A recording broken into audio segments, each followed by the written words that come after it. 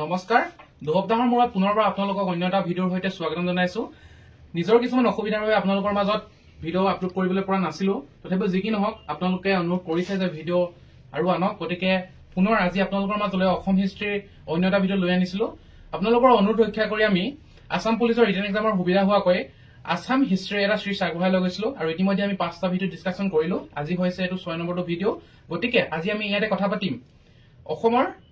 medieval history বিষয়ে ঠিক আছে medieval history হেক কৰি আমি modern history এন্টাৰ কৰিম মানে আমি আপোনালোকক আগতে কৈছিলো যে অসম হিষ্ট্ৰী চাৰিটা ভাগত ভাগ কৰা হৈছে ancient history medieval history modern history আৰু আপ টু ইন্ডিপেন্ডেন্টৰ পাছৰ যিখিনি হিষ্ট্ৰী সেইখিনি হিষ্ট্ৰী আৰু আমি এনচিয়েন্ট হিষ্ট্ৰী কথা পাতিলো আৰু medieval history কথা আমি পাতি আছিলো একেবাৰে শেষৰ আহোম ডাইনেষ্টি কথা আমি পাতিলোগে আহোম ডাইনেষ্টি আজি আমি হেক কৰি ইয়াণ্ডাবু সন্ধি কথা পাতি আমি modern history এন্টাৰ কৰিম modern history কথা পাতি মেলি এই ভিডিঅ'টো আজি সমাপ্ত কৰিম আৰু নেক্সট আমি মডাৰ্ণ হিষ্ট্ৰীৰ বিষয়ে আলোচনা কৰি যাম বাৰু আপোনালোকে যিসকলে ফিজিকেল দিছে আসাম পুলিচৰ নিজে গম পাইছে কাট অফটো কেনেকুৱা ধৰণে যাব নিজে যেনেদৰে পঢ়ি আছে ভালদৰে পঢ়ি থাকক বি পজিটিভ ৰিজাল্ট ভাল হ'ব ঠিক আছে বাৰু বেছি লেকচাৰ নেমাৰি আজি ভিডিঅ'লৈ আগবাঢ়ো চাওক আমি অসম সাম্ৰাজ্যৰ যিখিনি আহোমৰ কথা আহোমৰ প্ৰায় ইম্পৰ্টেণ্ট যিবিলাক কিং ইম্পৰ্টেণ্ট ৰজাবিলাকৰ কথা আমি পাতি গৈ আছিলো বা পাতি শেষ হ'ল আমি আজি ডাইৰেক্ট আহোমৰ শেষৰ ফালে ঝাপ মাৰো মই কৈছো আহোমৰ একেবাৰে শেষৰ ৰজা পুৰন্দৰ সিংহ আৰু আহোমৰ একেবাৰে শেষৰ ৰাজধানী যোৰহাট ঠিক আছে প্ৰথম ৰজা আমি পাতিলো আজি শেষৰ কথা পাতিছো যে আহোমৰ প্ৰথম ৰজা কোন আছিলে চুকাফা আৰু আহোমৰ শেষৰ ৰজা কোন পুৰন্দৰ সিংহ আৰু আহোমৰ শেষৰ ৰাজধানী যোৰহাট আৰু মই ইয়াতে আপোনালোকক এটা প্ৰশ্ন সুধিব বিচাৰিছে আহোমৰ শেষৰজন স্বাধীন ৰজা কোন ঠিক আছে আহোমৰ শেষৰজন স্বাধীন ৰজা কোনোবাই বাৰু জানেনে মই কৈছো আহোমৰ শেষৰজন স্বাধীন ৰজা হৈছে চন্দ্ৰকান্ত সিংহ ঠিক আছে কোৱেশ্যন কেইটাত আপোনালোকে খেলিমেলি কৰি নলব আহোমৰ শেষৰ ৰজা হলে পুৰন্দৰ সিংহ কিন্তু আহোমৰ শেষৰজন স্বাধীন ৰজা হলে কি হব চন্দ্ৰকান্ত সিংহ মানে পুৰন্দৰ সিংহ আহোমৰ শেষৰজন ৰজা আছিলে ঠিকে আছিলে কিন্তু তেখেত স্বাধীন নাছিলে মানে আনৰ অধীনত চলিছিলে ঠিক আছে কিন্তু চন্দ্ৰকান্ত সিংহই শেষৰজন ৰজা যি নেকি নিজে শাসন কৰিছিলে মানে কাৰো অধীনত চলা নাই সেইকাৰণে আহোমৰ শেষৰজন স্বাধীন ৰজা চন্দ্ৰকান্ত সিংহ আৰু আহোমৰ শেষৰজন ৰজা পুৰন্দৰ সিংহ ঠিক আছে আৰু যোৰহাটৰ কথা কলোৱে শেষৰ ৰাজধানী আৰু ইয়াতে ক'ব লাগিব আমি মানৰ কথা কাৰণ এই হিষ্ট্ৰীটো অসমৰ যিটো মেডিয়েবল হিষ্ট্ৰী সেই হিষ্ট্ৰীটো মানসকলে সমাপ্ত কৰে ঠিক আছে মানসকলে আমাৰ অসমত যেতিয়া আহোমে ৰাজত্ব কৰি আছিলে তিনিবাৰ আক্ৰমণ কৰিছিলে কেইবাৰ তিনিবাৰ প্ৰথম 1817 চনত ছেকেণ্ড 1819 চনত আৰু তৃতীয়বাৰ অৰ্থাৎ শেষৰবাৰ 1821 চনত চনকেইটা মনত ৰাখিব পুনৰবাৰ কৈছো মানসকলে অসমত তিনিবাৰ আক্ৰমণ কৰিছিলে তিনিবাৰ কি প্ৰথমটো হৈ গ'ল 1817 চনত দ্বিতীয়টো হৈ গ'ল 1819 চনত আৰু তৃতীয়টো হৈ গ'ল 1821 চনত মানে দুবছৰ গেপ মনত ৰাখিলে একেবাৰে সুবিধা 17 19 21 18 ঠিক আছে তো মানসকলে অসমত তিনিবাৰ আক্ৰমণ কৰিছিলে আৰু শেষৰবাৰ যেতিয়া 1821 চনত কৰিছিলে মানসকলে জিকিছিলে আৰু মানসকলে অসমত ৰাজপাট চলাইছিলে শাসনভাৰ চলাইছিলে ঠিক আছে তেতিয়াতো আহোমসকল আছিলে বা আহোমসকলক খেদি দিয়া নাছিলে যিহেতু আহোমসকল আছিলে কিন্তু আহোমসকলৰ ওপৰত আৰু অন্য কছাৰী চুতীয়াসকলৰ মহানসকলৰ লগত শোষণ কৰিছিলে মানে তো সেই কথা সহিব নোৱাৰি কি কৰিলে আহোমৰ ৰজা বা অন্য ৰজাবিলাকে ব্ৰিটিছৰ ছাপোৰ্ট বিচাৰি গ'ল ব্ৰিটিছৰ সহায় বিচাৰি গ'ল আৰু ব্ৰিটিছে সুবিধাই পালে ব্ৰিটিছে সহায় কৰিবলৈ গ'ল মানসকলৰ লগত যুদ্ধ কৰিলে কোনে জিকিলে ব্ৰিটিছসকলে জিকিলে অবভিয়াছলি ব্ৰিটিছসকলে জিকিব তেওঁলোকৰ হাতত তেতিয়া বন্দুক আছিলে মানসকলৰ মাজততো বন্দুক নাই ঠিক আছে ব্ৰিটিছসকলে জিকিলে ব্ৰিটিছসকলে জিকাৰ পাছত কি হল ইয়াণ্ডাবু সন্ধি স্বাক্ষৰিত হল ঠিক আছে ইয়াণ্ডাবু চুক্তি ইয়াণ্ডাবু সন্ধিৰ মতে কি হল অসমখন ব্ৰিটিছৰ অধীনলৈ গ'ল ইয়াণ্ডাবু সন্ধি কাৰ কাৰ মাজত হৈছিলে সেই যে অসমৰ ৰজাবিলাকে যে ব্ৰিটিছক সহায় বিচাৰি গ'ল ব্ৰিটিছে সহায় কৰিবলৈ আহিলে আহি মানসকলৰ লগত যুদ্ধ কৰিলে মানসকলৰ লগত যুদ্ধ কৰি ব্ৰিটিছে জিকিলে মানসকলে হাৰিলে সেইকাৰণে চুক্তি স্বাক্ষৰিত হল চুক্তি স্বাক্ষৰিত হোৱাৰ পাছত অসমখন ব্ৰিটিছৰ অধীনলৈ যায় 1826 চনত ইয়াণ্ডাবু সন্ধি স্বাক্ষৰিত হয় 1826 চনৰ 24 ফেব্ৰুৱাৰী তাৰিখে ডেটটো ইম্পৰ্টেণ্ট মনত ৰাখিব 1826 চনৰ 24 ফেব্ৰুৱাৰী তাৰিখে ইয়াণ্ডাবু সন্ধি স্বাক্ষৰিত হয় আৰু এই সন্ধিৰ মতে কি হয়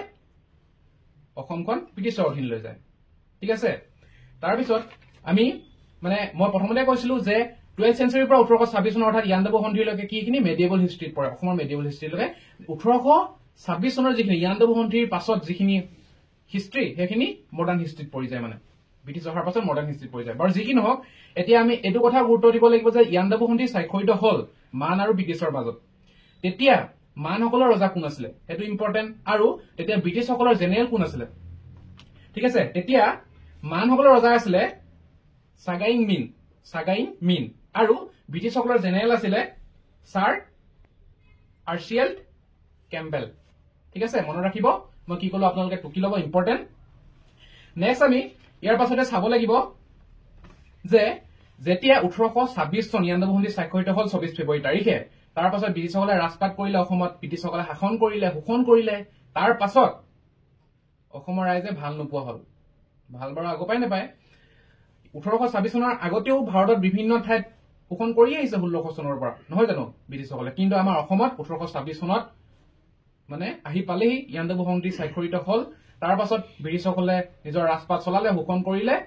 আৰু ইয়াতে এটা কুৱেশ্যন কৰে যে অসমত ব্ৰিটিছ বিৰুদ্ধে প্ৰথম কেতিয়া বিদ্ৰোহ সংঘটিত হৈছিল মানে ব্ৰিটিছৰ এগেইনষ্টত প্ৰথম কোন চনত বিদ্ৰোহ সংঘটিত হৈছিল 1828 চনত মানে 1826 চনত 99 সন্ধি স্বাক্ষৰিত হল তাৰ 2 বছৰ পাছতে 1828 চনত ব্ৰিটিছৰ বিৰুদ্ধে বিদ্ৰোহ সংঘটিত হল আৰু সেই বিদ্ৰোহৰ নেতৃত্ব কোনে লৈছিলে গোমধৰ কোঁৱৰ মানে কি ব্ৰিটিছৰ বিৰুদ্ধে বিদ্ৰোহত নবা প্ৰথমজন অসমীয়া কোন গোমধৰ কোঁৱৰ আৰু ব্ৰিটিছৰ বিৰুদ্ধে প্ৰথম অসমত বিদ্ৰোহ কেতিয়া হৈছিলে 1828 চনত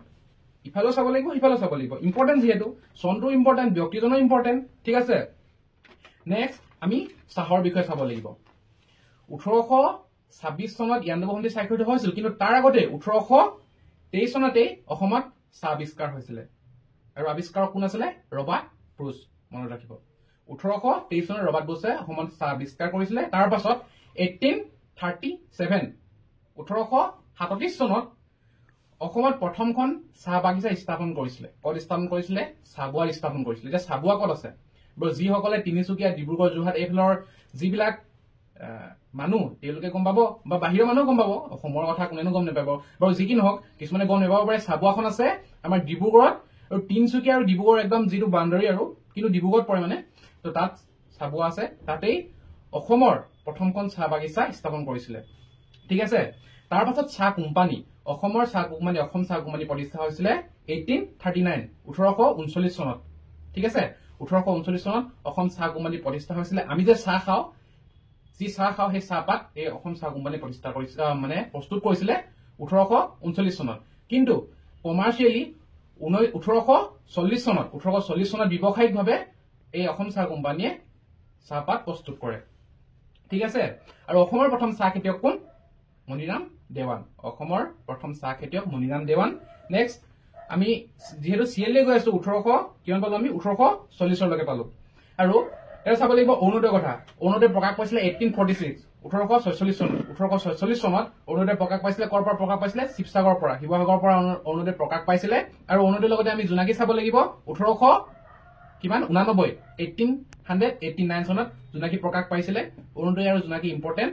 আৰু আপোনালোকে ইয়াতে এটা কথা জানিব লাগিব যে 1826 চনৰ পৰা 1858 চনলৈকে অসমত যে ব্ৰিটিছে ৰাজ কৰিছিলে সেই সময়ত কি বুলি কোৱা হয় কুৱেশ্যন কৰে এক্সামত আপোনালোকে এডিআৰই এক্সামেই হওক বা আসাম পুলিচৰ আগৰ এক্সামেই হওক প্ৰিভিয়াছ ইয়াৰৰ কুৱেশ্যন পেপাৰ বিলাক চালে গম পাব এনেকুৱা ধৰণৰ কুৱেশ্যন কৰে 1826 চনৰ পৰা 1858 চনৰ অসমৰ যিটো সময় সেই সময়টো কি বুলি কয় কোম্পানী ৰাজ বুলি কয় মনত ৰাখিব কোম্পানী ৰাজ বুলি কয় ঠিক আছে বাৰু যি কি নহওক আমি আজি মেডিয়েবল হিষ্ট্ৰী কমপ্লিট কৰি মডাৰ্ণ হিষ্ট্ৰীত এণ্টাৰ কৰিলো মডাৰ্ণ হিষ্ট্ৰীৰ বিষয়ে আলোচনা কৰিলো মডাৰ্ণ হিষ্ট্ৰী আমি আজি আৰম্ভহে কৰিছো মাত্ৰ ইয়াৰ পিছত আমি সিৰিয়েলি আলোচনা কৰি যাম আমি আজি 1846 লৈকে পাৰো তাৰ পাছৰখিনি যিখিনি হিষ্ট্ৰী সেইখিনি ডিছকাশ্যন কৰি যাম একদম সিএল বাই সিএল গুৰুত্বপূৰ্ণভাৱে আৰু আগৰ যি এনচিয়েন্ট হিষ্ট্ৰী আৰু মেডিয়েবল হিষ্ট্ৰী যদি ভিডিঅ' আপোনালোকে চোৱা নাই চাব যদি কিবা ভুল হৈছে বা কিবা থাকি গৈছে ক'বলৈ আপোনালোকে প্লিজ কমেণ্ট কৰিব মই তেতিয়া নিজেও গম পাম যে কি থাকি গৈছে বা মোৰ কি ভুল হৈছে যিহেতু ময়ো নিজে পঢ়িহে আছো মাত্ৰ যিখিনি মই বুজি পাইছো বা যিখিনি হেৰি কৰিছো মাত্ৰ আপোনালোকৰ ককাইদেউ বাইদেউ বা বন্ধু ভাবি কেনে আপোনালোকৰ আগত মাত্ৰ শ্বেয়াৰহে কৰিছো কোনো মই শিক্ষক হ'বলৈ বা কিবা হ'বলৈ যোৱা নাই মাত্ৰ যিখিনি বুজিছো সেইখিনি আপোনালোকৰ আগত উপস্থাপন কৰিছো যদি আপোনালোকে কিবা বুজি পাইছে তেনেহ'লে ধন্যবাদ আপোনালোকে নিজৰ প্ৰিপাৰেচন বিলাক ভালকৈ কৰি যাওক আৰু কথা ধ্যান নিদিব নিজে যিখিনি বুজি পাইছে সেইখিনি পঢ়ক লাইফত কিবা এটা কৰিব লাগে সকলোৱে ঠিক আছে বেছি দেৰি নকৰো আৰু নেক্সট ভিডিঅ' আহি আছে আমি নেক্সট ভিডিঅ' পৰা আমি কি কৰিম অসমৰ মডাৰ্ণ হিষ্ট্ৰীৰ বিষয়ে ডিছকাশ্যন কৰিম আৰু জিঅ'গ্ৰাফীৰো আমি ষ্টেজ আগবঢ়াৰ কথা ভাবি আছো পলিটিৰ কথাটো আমি পলিটি ডিছকাশ্যন কৰিলো আছাম পলিটি আৰু ইণ্ডিয়ান পলিটি বাৰু যি কি নহওক আমি হিষ্ট্ৰীটো আগবঢ়াই লৈ যাম এতিয়ালৈকে ধন্যবাদ থেংক ইউ